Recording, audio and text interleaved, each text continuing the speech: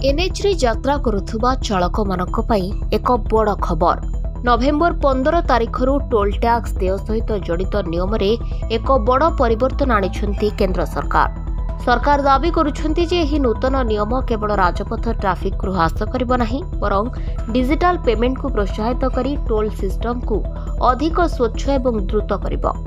जदि नियम उल्लंघन करती तेबे आपणको टोल प्लाजा रे 2 गुण टोल देबाकू पड़े पारे। सड़क परिवहन मंत्रालय 2008 मसीह निर्धारित हाईवे फी ढांचा को संशोधन करिछि।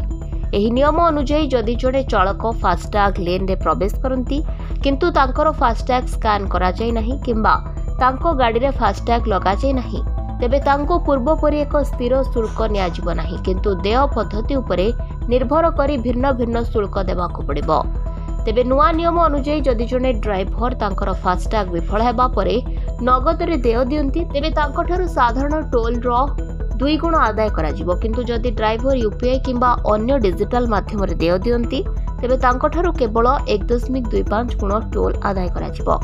तेबे डिजिटल पेमेंट को प्रोत्साहित करबा द्वारा टोल प्लाजा रे लागिथिबा लंबा लाइन ह्रास पाइबो बोली सरकार कहिसंती, जहा जानवाहन रो गति वृद्धि करिबो, समय बंचाइबो, मानवीय त्रुटि ह्रास पाइबो एवं डिजिटल इंडिया मिशन को सुदृढ़ करिबो।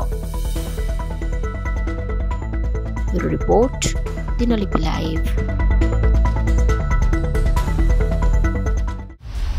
दिनलिपि लाइव को एबे ही लाइक शेयर सब्सक्राइब करंतु।